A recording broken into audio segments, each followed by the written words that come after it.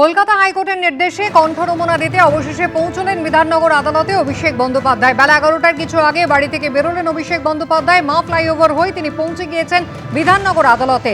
10 তারিখে কলকাতা হাইকোর্টের বিচারপতি সৌগত ভট্টাচার্য কড়া নির্দেশ দিয়েছিলেন, তদন্তে সহযোগিতা করার কথা বলেছিলেন, সেই কারণেই কিন্তু তাকে রক্ষা কবচ দেওয়া হয়েছিল।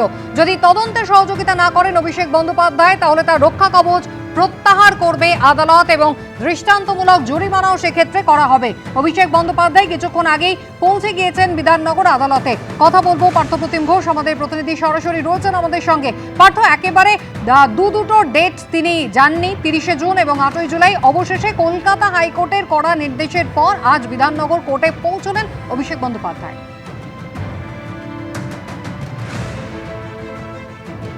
যে মামলা অভিষেক বন্দ্যোপাধ্যায়ের বিরুদ্ধে হয়েছিল, তুমি জানো যে এক্ষেত্রে হচ্ছে যে প্রথমে বাগুইআটি থানায় একটা অভিযোগ হয় এবং সেই অভিযোগের পরবর্তীকালে সেই মামলা তদন্তভার রাজ্য পুলিশের সিআইডি তারা গ্রহণ করে।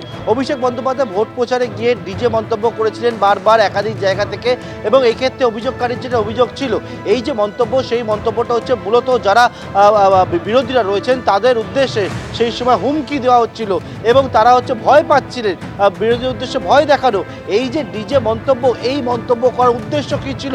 অভিষেক বন্দ্যোপাধ্যায়কে দীর্ঘক্ষণ ধরে জেরা করা হয়, জিজ্ঞাসাবাদ করা হয়। অভিষেক বন্দ্যোপাধ্যায়কে সেই জিজ্ঞাসাবাদ করে জানতে চাওয়া হয় যে অভিষেক বন্দ্যোপাধ্যায় যে মন্তব্য করেছিলেন, ডিজে মন্তব্য কাদের উদ্দেশ্যে করেছিলেন, কেন করেছিলেন? তিনি একজন জনপ্রতিনিধি, তা সত্ত্বেও তিনি এই ধরনের মন্তব্য করলেন কেন, কী উদ্দেশ্যে করেছিলেন, এই ডিজে মন্তব্য করার পিছনে কী কারণ রয়েছে? এইরকম একাধিক বিষয় জেরার মুখোমুখি হতে হয় অভিষেক বন্দ্যোপাধ্যায়কে। এবং তার পরবর্তীকালে একাধিক সাক্ষীর যখন সাক্ষ্য গ্রহণ করা হয়, সেই সাক্ষ্য গ্রহণ করার পরবর্তীকালে অভিষেক বন্দ্যোপাধ্যায় ভয়েস স্যাম্পেল কালেকশনের জন্য আদালতের দ্বারস্থ হয় সিআইডি। আদালতের দ্বারস্থ হওয়ার পর গত 30শে জুন এই বিধাননগর আদালতে প্রথমে নির্দেশ ছিল যে অভিষেক বন্দ্যোপাধ্যায়কে এসে ভয়েস স্যাম্পেল দিতে হবে, কিন্তু অভিষেক বন্দ্যোপাধ্যায় 30 তারিখ আদালতে আসেননি। 30 তারিখে এই যে নোটিশ, যে আদালতের নোটিশ, অভিষেক বন্দ্যোপাধ্যায় বাড়িতে গিয়ে সিআইডির গোয়েন্দারা তারা হচ্ছে সার্ভ করে আসে। অভিষেক বন্দ্যোপাধ্যায়ের জন্য 30 তারিখ আমরা দেখেছিলাম যে আদালতে অ্যারেঞ্জমেন্ট করা হলো, সিআইডির আধিকারিক তারা থাকলেও অভিষেক বন্দ্যোপাধ্যায় আসেননি। তারপরে আবার ডেট হয় এবং ডেট হয়, সেই তারিখটা হয় 8ই জুলাই। 8ই জুলাই ডেটেও কিন্তু অভিষেক বন্দ্যোপাধ্যায় ঘর হাজির থাকেন, তিনি ভয়েস স্যাম্পেল দেননি। তিনি হাইকোর্টের দ্বারস্থ হয়েছেন। হাইকোর্টের তরফ থেকে স্পষ্ট বলা হয়, এমনকি সিআইডির তরফ থেকে বলা হয় যে অভিষেক বন্দ্যোপাধ্যায় বা এই তদন্তকারীদেরকে কিন্তু অসহযোগিতা করছেন।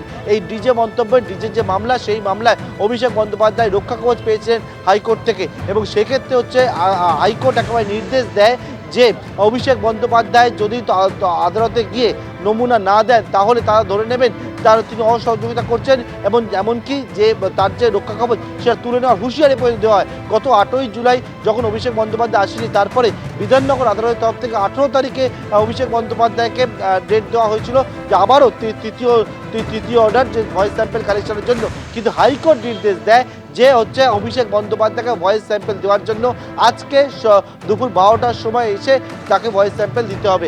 আমরা দেখি 11টার বাজার কয়েক মিনিট আগে অভিষেক বন্দ্যোপাধ্যায় বাড়ি থেকে বেরোন, কালীঘাট রোডে বাড়ি থেকে বেরিয়ে সোজা চলে আসেন বিধাননগর আদালতে।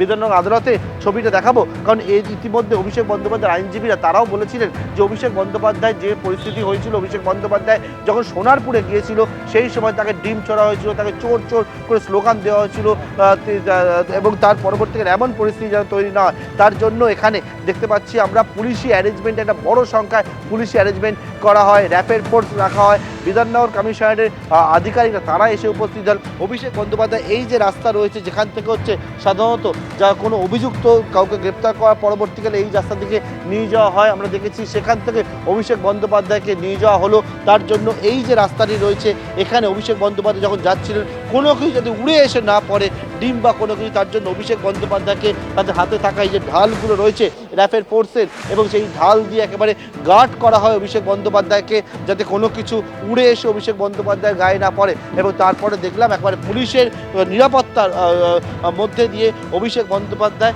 ভেতরে প্রবেশ করলেন। কোনো রকমভাবে এখানে জমায়েত পুলিশ করতে দেয়নি কাউকে।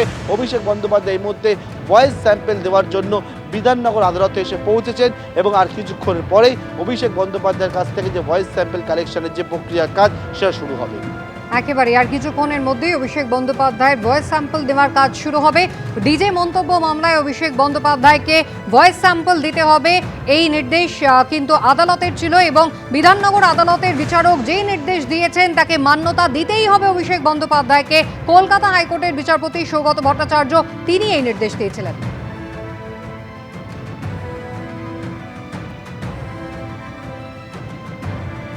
বিভিন্ন সময় বিধানসভা নির্বাচনের ভোটের প্রচারে অভিষেক বন্দ্যোপাধ্যায় ডিজে বাজানোর হুমকি দিয়েছিলেন। কি বলেছিলেন দেখুন।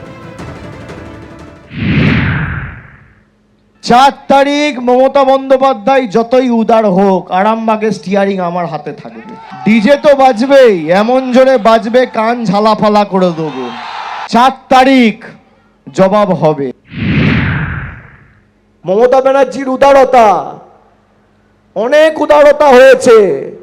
4 তারিখ ফল ঘোষণা হবে, রবীন্দ্রসঙ্গীতের সাথে ডিজেও বাজবে, এবার বলে দিয়ে গেলাম।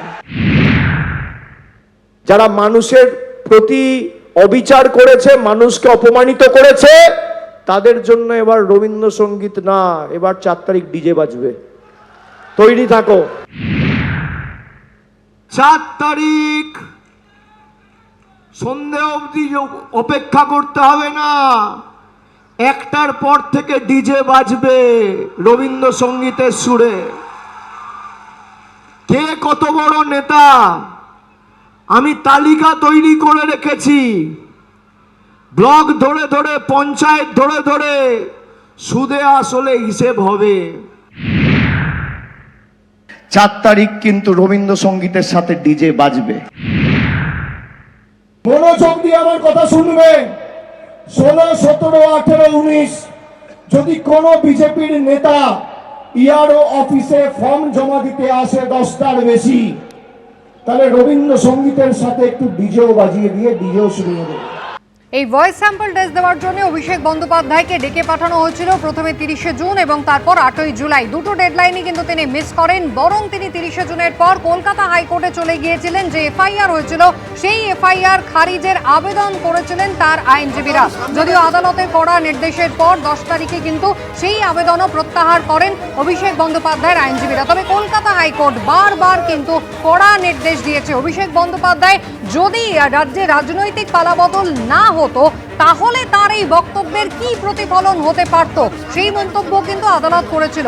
আমি সরাসরি আবার আপনাদের আদালত চত্বরে নিয়ে যাই, আমাদের প্রতিনিধি পার্থপ্রতিম ঘোষ রয়েছেন। পার্থ, কলকাতা হাইকোর্টের কড়া নির্দেশ এবং তারপর অভিষেক বন্দ্যোপাধ্যায় আজকে এসে পৌঁছলেন বিধাননগর কোর্টে। এই ভয়েস স্যাম্পল টেস্টের প্রসিডিওর কি, কাদের কাদের উপস্থিতিতে এই ভয়েস স্যাম্পল টেস্ট হবে? দেখো, এই ভয়েস স্যাম্পল টেস্টের যে প্রসিডিওর রয়েছে সেটা হচ্ছে যে এক হচ্ছে আদালতের মধ্যে ভয়েস স্যাম্পলটি কালেকশন করা হবে। সেক্ষেত্রে হচ্ছে যিনি তদন্তকারী অফিসার তিনি থাকবেন, যারা টেকনিক্যাল এক্সপার্ট তারা থাকবে, ফরেন্সিক টিমের সদস্যরা থাকবেন। মূলত অভিষেক বন্দ্যোপাধ্যায় যে বক্তব্য সামনে এসেছিল, যেটা অভিযোগ, সেটা হচ্ছে অভিষেক বন্দ্যোপাধ্যায়কে যে সব কণ্ঠে যে শব্দ শোনা গেছিল ডিজে মন্তব্য, এবং সেইটা হচ্ছে একেবারে সেই ভিডিও সিআইডি ইতিমধ্যে সংগ্রহ করেছে, তার সঙ্গে অভিষেক বন্দ্যোপাধ্যায়ের কণ্ঠ মিলিয়ে দেখা। এটা তদন্তের জন্য যেটা প্রয়োজন রয়েছে, যে ব্যক্তি এই মন্তব্য করছিলেন সেই ব্যক্তির অডিওর সঙ্গে একেবারে যে ব্যক্তির বিরুদ্ধে অভিযোগ সেই ব্যক্তির অডিও মিলিয়ে দেখা, এবং এটা হচ্ছে মামলার তথ্য প্রমাণের ক্ষেত্রে অত্যন্ত গুরুত্বপূর্ণ। সেটাই হচ্ছে ভয়েস স্যাম্পল টেস্ট, এবং সেই ভয়েস স্যাম্পল টেস্টটা বেশ সময় লাগে, এবং এই প্রক্রিয়াটা প্রথমে শুরু করতে এবং তার পরবর্তীকালে অভিষেক বন্দ্যোপাধ্যায়ের কাছ থেকে অভিষেক বন্দ্যোপাধ্যায় সেটা কণ্ঠ নেওয়া হবে, এবং নেওয়ার পরবর্তীকালে অভিষেক বন্দ্যোপাধ্যায় যে শব্দ ব্যবহার করছেন, যে শব্দ তিনি ভয়েস স্যাম্পল কালেকশনে হবে, এবং তার পরবর্তীকালে অভিষেক বন্দ্যোপাধ্যায় যে বক্তব্য রেখেছেন, অর্থাৎ যেটা হচ্ছে তার যে ভিডিওগুলো কালেক্ট হয়েছে এই ডিজে মন্তব্যে, সেইটার সঙ্গে মিলিয়ে দেখাটা, অর্থাৎ এই ব্যক্তির যেটা বক্তব্য রয়েছে, যেটা ভিডিওতে শোনা যাচ্ছে অভিষেক বন্দ্যোপাধ্যায়, সেই বক্তব্য অভিষেক বন্দ্যোপাধ্যায়েরই সেটা মিলিয়ে দেখাটা জন্য এই ভয়েস স্যাম্পল কালেকশন। এটা একটা প্রক্রিয়া, এবং এই প্রক্রিয়াটা সম্পূর্ণ হতে বেশ সময় লাগে, এবং সেই মতো Abhishek Bandyopadhyay voice sample collection CID করতে চেয়েছে, কারণ তদন্তকারীদের কাছে তদন্তের কোনো খুঁটিনাটি বিষয় সমস্ত দিকটা করার জন্য এইটা একটা নিয়মের মধ্যে পড়ে, প্রসিডিংয়ের মধ্যে পড়ে।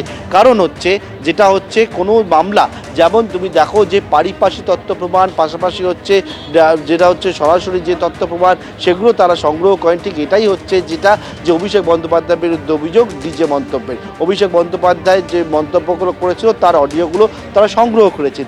সেই অডিও, সেইখানে যিনি কথা বলছেন তার সঙ্গে এখানে অভিষেক বন্দ্যোপাধ্যায়ের কণ্ঠটাকে একেবারে মিলিয়ে দেখা হবে, এবং অর্থাৎ দুটো যে একই ব্যক্তির কণ্ঠ, সেইটার জন্যই হচ্ছে এই ভয়েস স্যাম্পেল কালেকশন। এবং সেই প্রসিডিংটা পুরোটা সম্পন্ন হতে বেশ কিছু সময় লাগবে। আগে বেশ কিছুটা নিয়ম কিছু কাজ রয়েছে, সেইগুলো করা হবে, এবং তার পরবর্তীকালে অভিষেক বন্দ্যোপাধ্যায় ভয়েস স্যাম্পেল কালেকশন সেটা শুরু হবে। এটা গোটা একটা প্রসেস, এবং এই প্রসেসটা সম্পন্ন হতে বেশ কিছু সময় লাগবে। আদালত জুড়ে আমরা দেখতে পাচ্ছি কড়া নিরাপত্তা ব্যবস্থা মোতায়েন করা রয়েছে। সিনিয়র যারা অফিসিয়ালস রয়েছে বিধাননগর কমিশনারেটে, তারা সেখানে উপস্থিত রয়েছেন, এবং অভিষেক বন্দ্যোপাধ্যায় একেবারে এই যে বিধাননগর আদালতের ওপরে তিনি গিয়েছেন, এবং গিয়ে নিজের ভয়েস স্যাম্পেল দেওয়ার জন্য তিনি এসে পৌঁছেছেন। এবং আজকে অভিষেক বন্দ্যোপাধ্যায় এই ডিজে মন্তব্য, ডিজে যে মামলা, যেটা সিআইডি গ্রহণ করেছে এই মামলা তদন্তভার, সেই মামলায় অভিষেক বন্দ্যোপাধ্যায় তার ভয়েস স্যাম্পেল দেবে আদালতের কাছে। একদম পার্থ, তুমি আমাদের সঙ্গে থাকো। শ্রমিক ভট্টাচার্য বিজেপি রাজ্য সভাপতি, তিনি যদিও এই ভয়েস স্যাম্পল টেস্ট দেওয়াকে গুরুত্ব দিতে নারাজ। কে যাচ্ছে, কে আসছে, কে ডিজে মামলা, কি মামলা, এইসব আমাদের জানার খুব একটা এখন বিষয় নয়। আমরা চাইছি 1 বছরের মধ্যে রাজ্যবাসীর সামনে এমন একটা অবস্থা প্রস্তুত করতে যাতে মানুষের এই সরকারের প্রতি আস্থা থাকে, যাতে কোনো কসমেটিক চেঞ্জ না হয়। একটা পরিবর্তনের লক্ষ্যে, গতির লক্ষ্যে সরকার চলেছে। সারা ভারতবর্ষের অন্যান্য রাজ্যগুলো এগিয়ে গেছে, আমরা এগোতে পারিনি। তো সেই জায়গা থেকে আমরা বেরিয়ে আসতে চাইছি। এই রাজ্যে শিল্পায়ন চাইছে, এ রাজ্যে কর্মসংস্থান বাড়ানোর সাথে এমএসএমই প্রকৃত অর্থে আরও বাড়ুক, সেটা চাইছি। আমরা এইসব কাজ করছি। কে জেলে যাচ্ছে, কে হাজিরা দিচ্ছে, কে খাটের তলায়, কে লুকিয়ে পড়ছে, এই সমস্ত জিনিসকে আমাদের আলোচনার ইচ্ছাও নেই, আর মানুষ এগুলো শুনতে চাইছে না। এবিপি আনন্দ, এগিয়ে থাকে, এগিয়ে রাখে।